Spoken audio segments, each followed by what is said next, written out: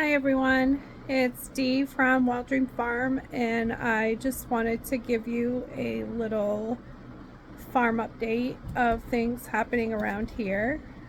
Um, I have been fighting an infection. I was given a rooster who was only used to ducks, and we figured he may be a little happier having hens around.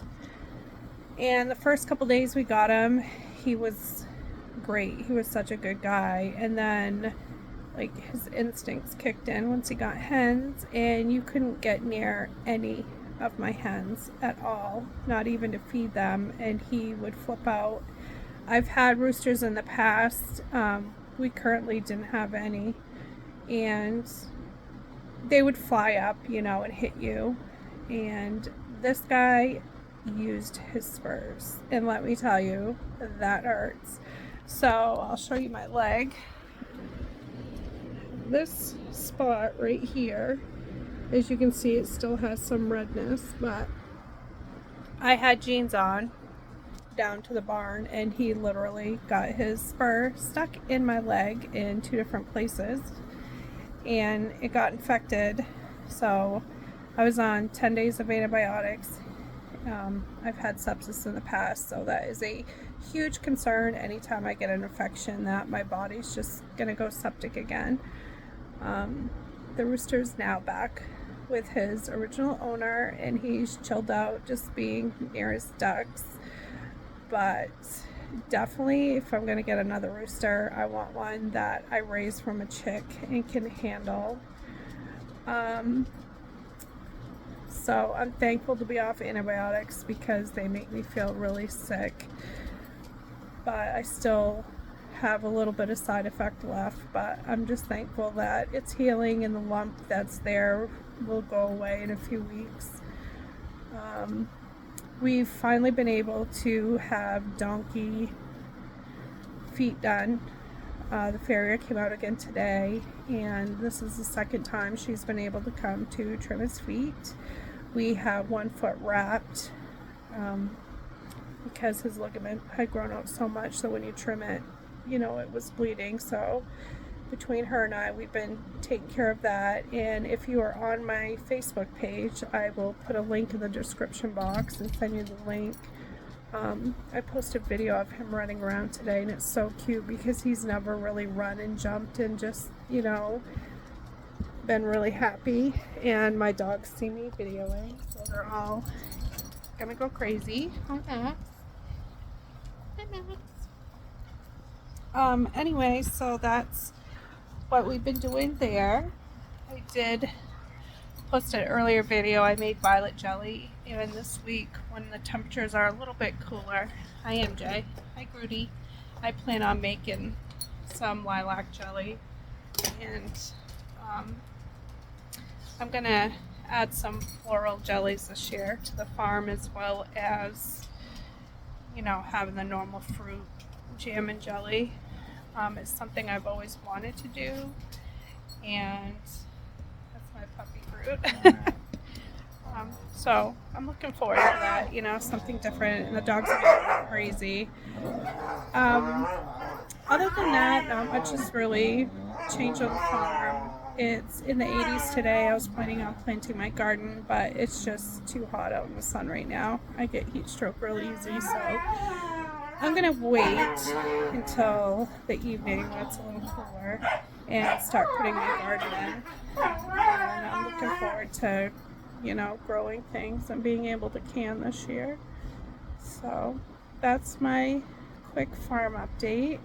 And I'm hoping to eventually get in a place to where I'm being more consistent in my content. Before I go, I just want to highly recommend that you find either a YouTube channel you love, or I just started getting into podcasts on Spotify. I subscribe to Spotify because I like listening to that when I don't feel like listening to Sirius XM in the car. I bring my boys back and forth to work, so I'm in the car quite a bit during the day. And I just started listening to Roots and Refuge Farm with Jessica Sowards, and I started listening at the very beginning, and I'm gradually going to go to where I'm caught up. But it is amazing for me just listening to her podcast, and she really makes you reflect on yourself and within yourself of the whys, the how, the what do you have planned. I am the type of homesteader that just gets what I want, and then I kind of throw myself in there and learn. She always describes it as the romance of it, and I definitely look through my rose-colored lenses for everything. My family can definitely attest to that, but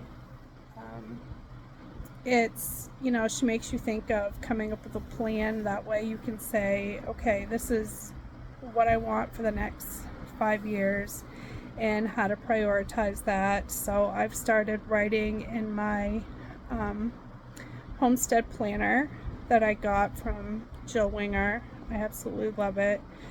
And I've started writing more goals for myself, and I think it'll help me with the sense of accomplishment that I need for myself. I am very, very hard on myself.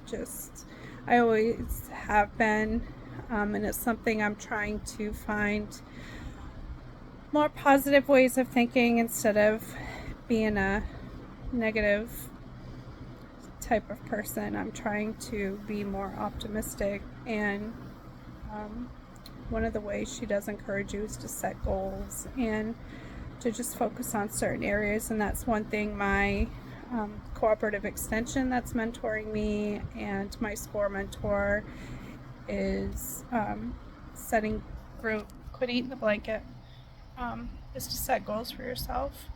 And then you can see, you can have like physical proof of where you've come from, how far you've come. I really, really wanted to get my farm store going this year, and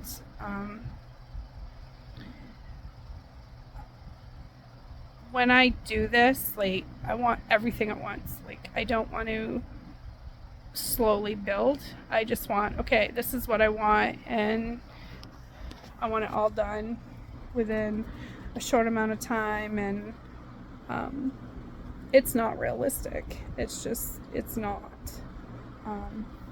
It's hard for me because I know where I want to be, but to rein all that emotion in and the goals in and say, okay, I need to do a little bit at a time.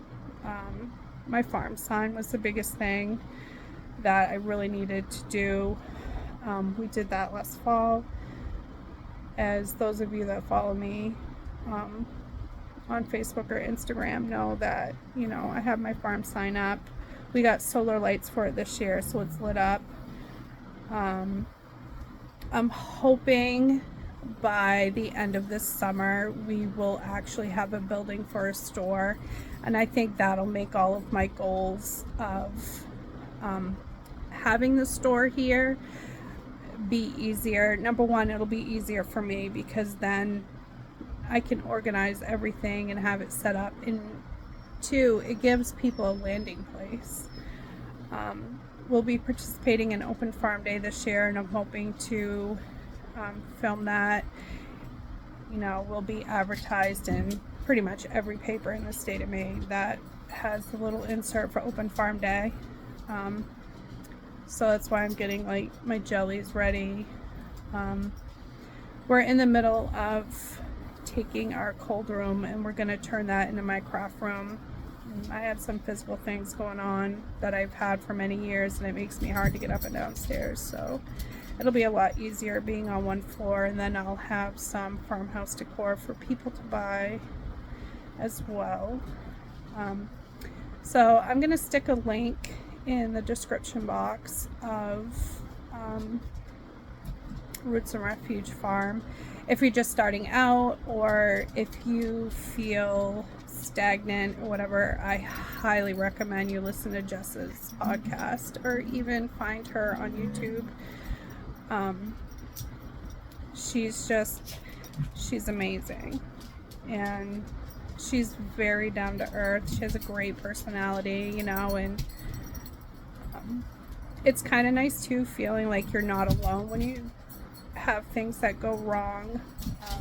You know, with farming, death is a huge part of farming. Like, I'm a very sentimental person, and it's very hard for me to lose an animal, but it's knowing, unfortunately, that's part of it, and you learn from, you know, you reflect and say, what could I have done better? And it's learning from that and improving upon that.